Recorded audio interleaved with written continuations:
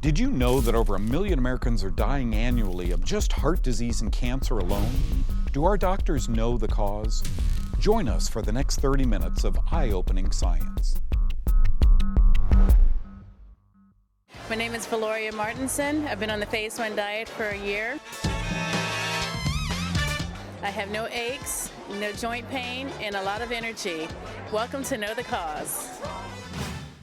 Valoria, thank you. What a wonderful opening, and thank you folks for being here today. Now, if this show is right, Know the Cause is named because I think so much misdiagnosis occurs in America today.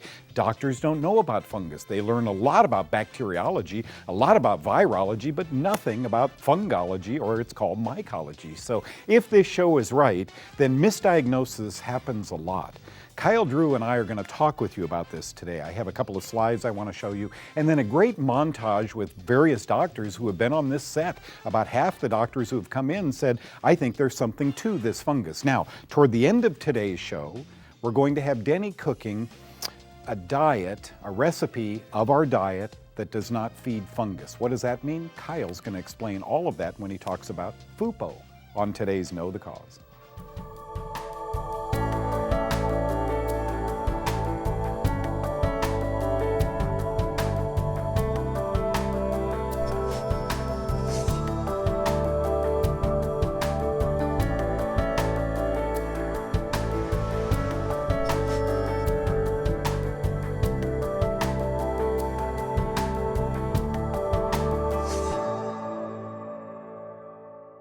Before I ask Kyle to come out and talk a little bit about misdiagnosis, just a couple of slides. A book came out called Internal Bleeding, The Truth Behind America's Terrifying Epidemic of Medical Mistakes, written by a physician. In this book, he says patients die every day in the U.S. with misdiagnoses or of misdiagnoses.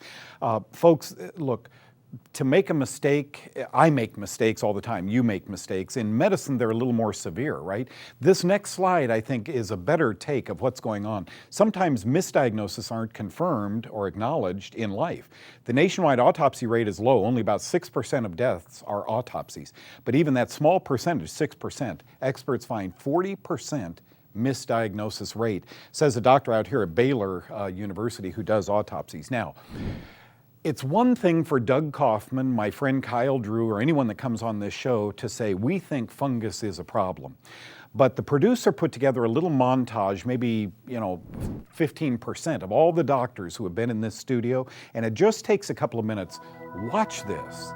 The reason that we get exceptional results is because fungus is everywhere, and we deal with that possibility in every patient we see. No matter what their symptoms are, we always think about fungus. Fungus causes many diseases in the body, from cancer to autoimmune diseases to cardiovascular diseases.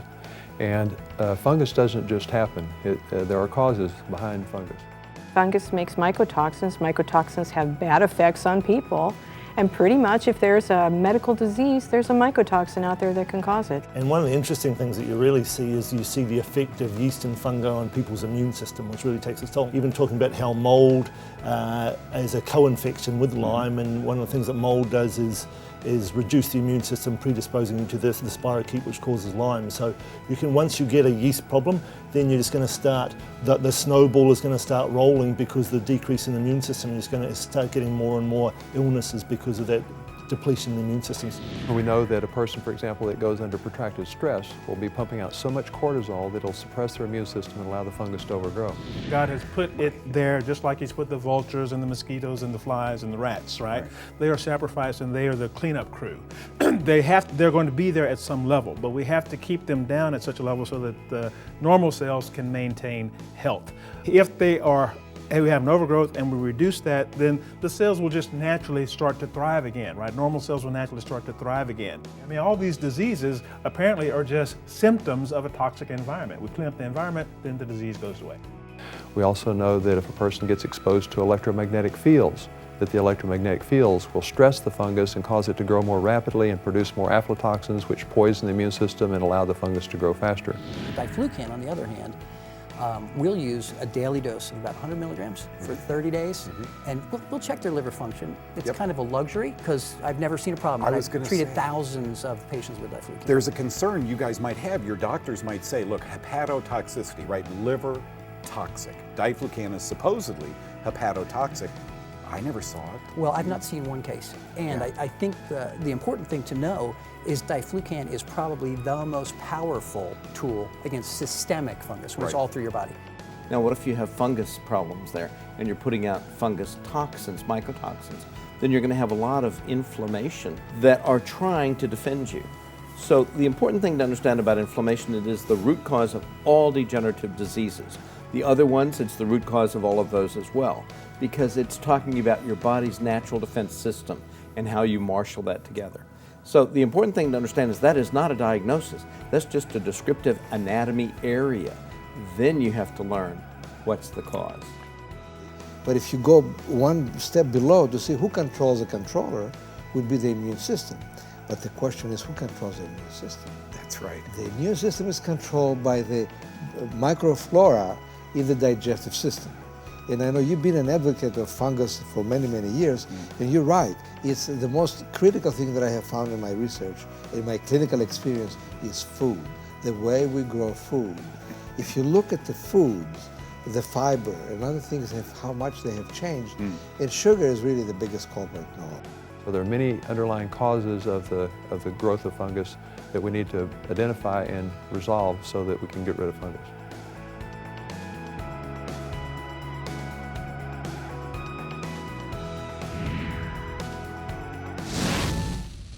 Wow. The best montage that Know the Cause has ever done.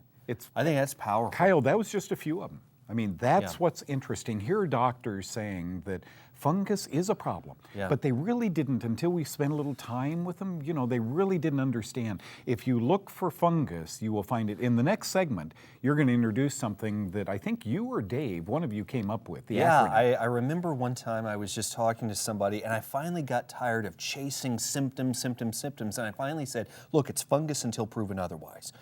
FUPO. Hey, we should do that. And it's so simple to rule that out. You're going to talk about some old books today also. Yeah, this one is one. These are all your books until you look the other way and I steal them. This is clinical and immunologic aspects of fungus diseases, and one of the reasons that I pulled this one out, and one of the reasons I'll pull the other one out, is because both of these talk about different symptoms and different diseases that look a lot like one thing, but it turns out there's something else. It's actually fungus. And that's what the entire segment is about, misdiagnosis.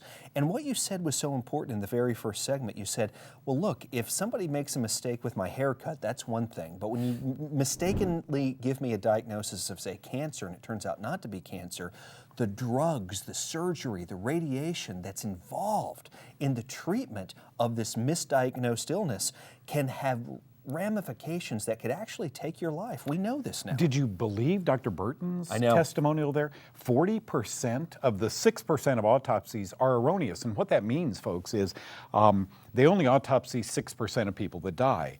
But of those 6%, 4 in 10, they got inside them and started saying, uh-oh, it wasn't cancer. I had no idea. I mean, that is huge. That's something we must think about. The show, look, this isn't to shake a finger at medicine. We're the ones running from doctor to doctor to doctor. Today we're going to teach you some very simple things you can do. Number one, educate you. There are a lot of doctors now who are seeing fungus as a problem. Number two is to allow you time after the show to really think, I wonder. Because I have been going from doctor to doctor. Is it fungus? And how do we delineate that which is and that which isn't? Kyle's going to teach you in the next segment, so don't go away. I graduated when I was 50 years old. I do internal medicine. I'm also board certified in integrated medicine. I'm a fellow in non-invasive cardiology. And my background, I was a pharmacist, and I have a doctorate, a PhD in pharmacology. I came here to learn something. When I first read his book, I felt like this is kind of like changing religions, but it's a lifestyle change. It's a learning process. You discover new things all the time. We aren't taught that in medical school. We aren't taught about antifungals. We just get the medication. This is used in a vaginal yeast infection. Sometimes you get yeast pneumonia. You have thrush. And that about covers it. I use fluconazole, And I'd like to use more of the Nizoral or Sporanox. However, most people are tied to an insurance program that usually don't cover it. So it's nystatin, either the swish and swallow, or the tablet, or just diflucan 200 milligrams a day. It's a two-edged sword. I mean, Big Pharma is getting bigger. They're putting restrictions.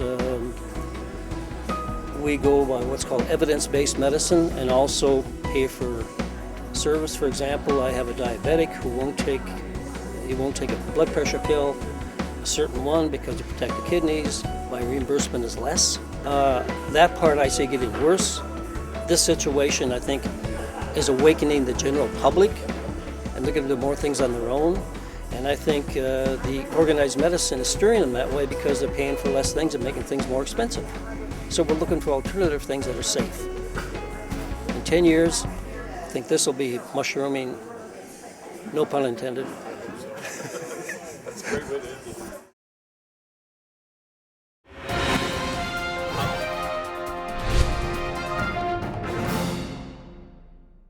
You know, I feel absolutely blessed to now have two grown boys, but when they were little boys, like your kids and my kids were and everybody's kids are. Sometimes, parents, we make mistakes. Sometimes because we see a behavioral problem, we rush our kids out to a doctor. 13 years ago now, this was a magazine I've kept and I will keep forever, U.S. News and World Reports. Are these drugs safe for these children? The answer in this magazine 13 years ago was no. They're not safe, and they're being handed out haphazardly, the article said. This is interesting because I'm watching Fox News the other night, and I watched this Dr. Hallowell, well-known doctor, and he said, you know, I think we're overprescribing and over-treating today's children. Isn't that amazing? 13 years later, we've learned nothing, folks. We've learned nothing. And I'd like to blame the doctors, and I like to shake my finger, and the psychiatrists as a whole, you know, just saying, look, stay away if you can from them. But sometimes it's necessary, isn't it? I mean, sometimes the child gets so out of control, we have to make a decision to take them to the doctor. Some of you have done that. All I want you to know is this. What this one doctor was saying on Fox News April 7th is 15% of boys age 4 to 17 are on these drugs. 7% of girls are on these drugs, and it's become a $9 billion drug enterprise. Please, parents, sit your children down first. Teach them about diet. Teach them about fungus. A lot of these SSRIs are antifungal anyway. Teach them the right way first before they end up being one of these children on ADD and ADHD drugs. Let them try diet first. Just my take.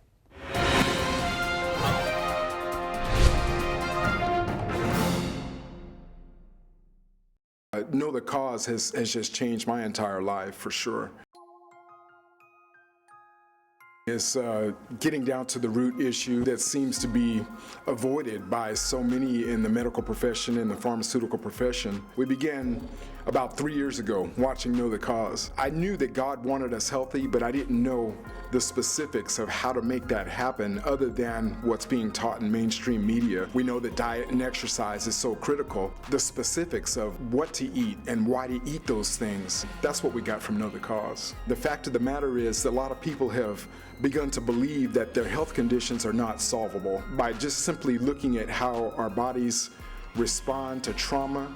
Our bodies heal themselves, and if our bodies are not healing themselves and if they're getting worse, that's an indication that something's wrong, something's off, and we need to get to the root cause of it. If you ignore information that's being presented to you to heal you, that information that can save your life, then the ignorance is actually willful. I've been on the phase 1 diet and I might fall off the wagon, but I get back up and I do what I have to do. And I am getting some improvement. My weight is coming down, my waist is shrinking, my chronic sinusitis issues, all of that is dissipating. So I know it's working. When something's working and people are getting results, it's worth paying attention to. Final advice is watch Know the Cause, because you will get the true answer to the true problem.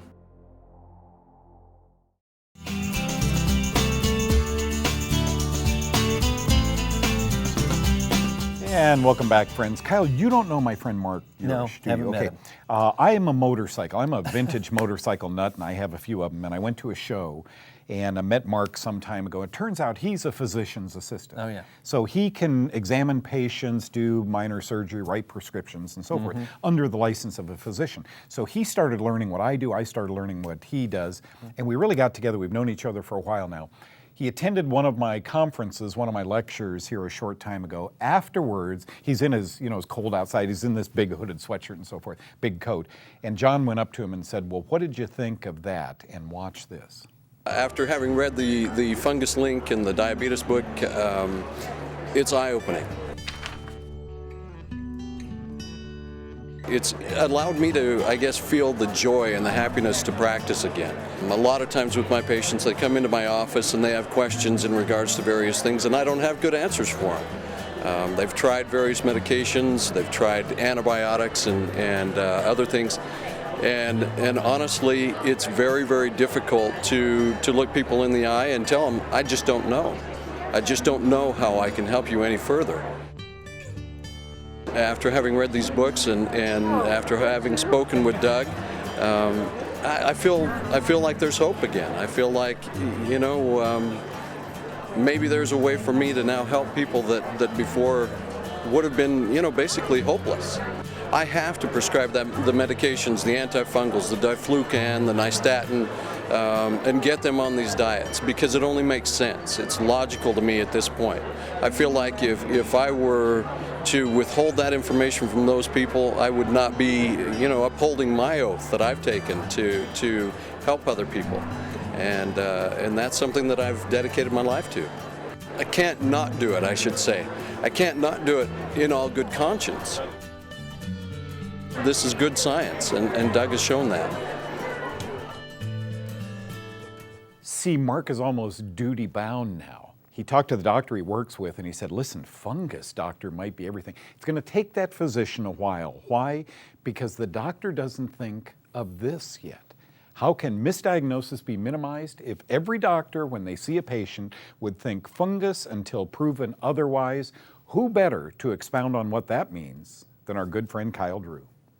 Thanks a bunch, Doug. Something, I stole one of your books to do this segment because this really epitomizes for me what FUPO means. I was looking at this. This is the Manual of Clinical Mycology, an old textbook, 1944 it was written, and this is the first sentence of just the preface. If ever you find this book, it's worth the money just for this one sentence. It says this: fungus infections are of such common occurrence that we have found it necessary to consider mycotic disease in the differential diagnosis of practically every obscure infection. What that means is that fungus might be the center of virtually everything that you're dealing with. Now, I know what you're thinking. If you're brand new to this, you think, well, I don't have a yeast infection, I don't have toenail fungus, I don't have jock itch, so I don't have fungus. But according to this book, and according to scads of research that's out there, we know that so many of the things that might be causing that problem, whether it's migraines, whether it's arthritis, insomnia, back pain, can't go to sleep at night, can't wake up in the morning, it might be related to fungus. So what we used to do, either as physicians or as nutrition counselors, when people would come in with a lot of different conditions, a lot of times what we would do is say, okay, these are completely unrelated. Let's look at these and say, okay, for the arthritis, we'll chase it with these supplements. For the insomnia, we'll chase it with these supplements. And all of these things are completely different. But what Doug has done is presented a nutritional unifying theory that says this is the starting point for everything. First, think fungus, and most of the time, we can deal with everything in one fell swoop. And for me, Doug, that's what FUPO means. See, and Kyle was so good at teaching other nurses and other people this whole phenomenon. What if when you went to your doctor and said, doctor, I've been having horrible, horrible stomach problems. What if the doctor said, for the next 2 weeks, I want to give you a diet inventory. Take it home. I want you to write everything you normally eat. Come back and see me in 2 weeks. 2 weeks, and I did this, folks. I did this for many years in doctors' offices. 2 weeks later, the patient comes back. It's actually a little worse now, but here's what I'm eating. Okay, you see this and you see this, right? Wouldn't it be wonderful if the physicians would begin to say, maybe it's fungus until proven otherwise? Now, is that bad bacteria in the gut from eating raw chicken or something? I don't know. Could it be a virus in the gut? You bet it could. But once he puts these patients on the phase 1 diet, then they come back in 2 weeks. You can't believe what we saw at one of the big hospitals out here. I worked in a field called dermatology. This that Kyle showed you earlier in the show, this was one of the doctor's books, his medical textbook at Johns Hopkins in the year 1957, right? Clinical and immunologic aspects of fungal diseases. See those little flags? Every one of those said, we couldn't tell if it was cancer or if it was a fungus that had impregnated their skin. Misdiagnoses, folks, today are common. But you need to be smart when you walk into a doctor's office. When we get back, Denny's going to cook up some food in reference to Kyle's FUPO, fungus, until proven otherwise.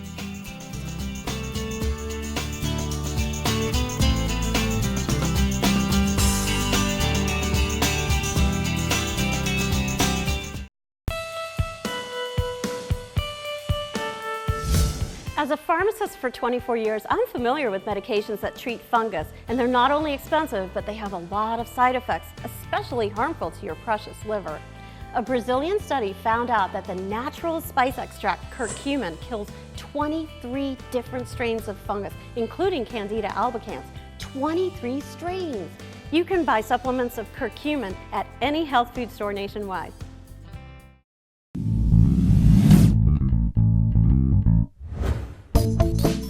Okay, so what are my top 4 tips to getting rid of a cold fast? First of all, no sugar. Sugar shuts down the immune system for up to 24 hours, and we need our immune system to be working to fight off that cold and flu. Antifungal supplements. I love antifungal supplements. I kind of double up on them and maybe take 2 if I start to get the sniffles. I love my olive leaf and my oil of oregano. There's lots of them. Nasal sprays and throat sprays. I love the olive leaf kind. It works really well. And then bone stock. It's just like Grandma's chicken noodle soup without the noodles. It's so easy to make. You put bones in water with a little apple cider vinegar. You can get more extravagant with vegetables and things like that. But the apple cider vinegar leaches out all those good gelatin and minerals and things like that. So bone stock.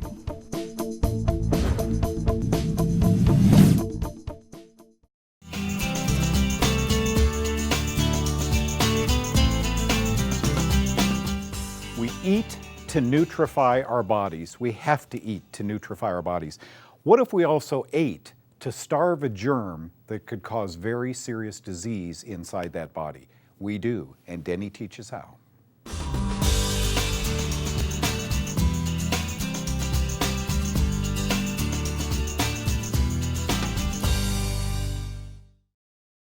We're going to call this Phase 1 Parfait, or Denny's breakfast. Actually, I just learned that. This is what Denny makes in the morning for herself.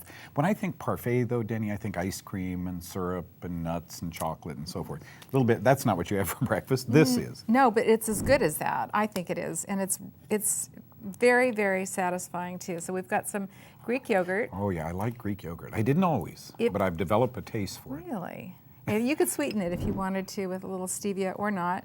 Do you? Do I? Yeah. It depends on my mood. Sometimes if you've run 20 miles? Sometimes I do, sometimes I don't. With the blueberries, you don't really need it. Beautiful. Gosh, these are beautiful. Aren't they pretty? Blueberries. Yep. I love blueberries and lemon, so a little bit of lemon zest on here is really good. Okay. Nuts, extra protein, a little bit of crunch. These are pecans. I love those. Now, this is my favorite part of this breakfast. Chia seeds. Really? Chia seeds have the ability to hold water. They kind of attract water. They don't actually swell up in your stomach when you eat them, but they hold water. So I have found that this used to be my breakfast right here. Now it's more like this. So and I you usually put a use lot of about chia a tablespoon and a half or 2 tablespoons, which is a lot. But there's more omega-3s in chia seeds than there is in salmon, ounce for ounce. And alpha linoleic acid. I mean, this is interesting. Denny, this is really called Salvia hispanica, chia seeds. Isn't that interesting? From Guatemala or Mexico is kind of their source. And you're right, they're loaded with omega-3 fatty acids. The oil is omega-3 fatty acid and it's alpha linoleic acid. It's just a good thing. But are they soaking up the liquid from the yogurt? Well, they're not exactly soaking it up, but what they will do is they will hold the liquid that's in here and any that's already in your gut, and so it holds it and it keeps you full for longer. So I used to eat it without the chia seeds, and you know, it's breakfast. You have it at 7 o'clock. By noon you're starving. Yep.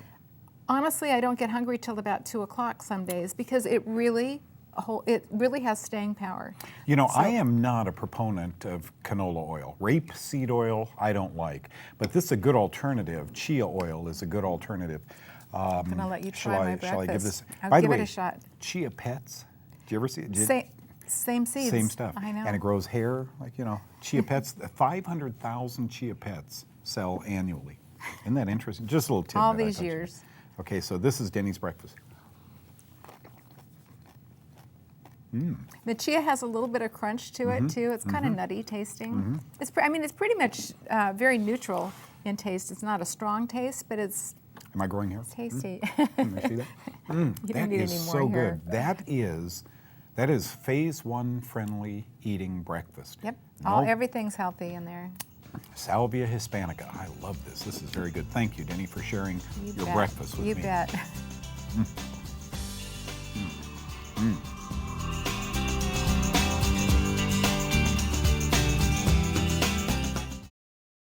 So we've come full cycle. Yeah. From know the cause, you know, from the introductory phase of today's show to the end of today's show. What did you learn? What's the take-home message? Number one, please don't think we're telling you not to go to your doctor and not to listen to your doctor.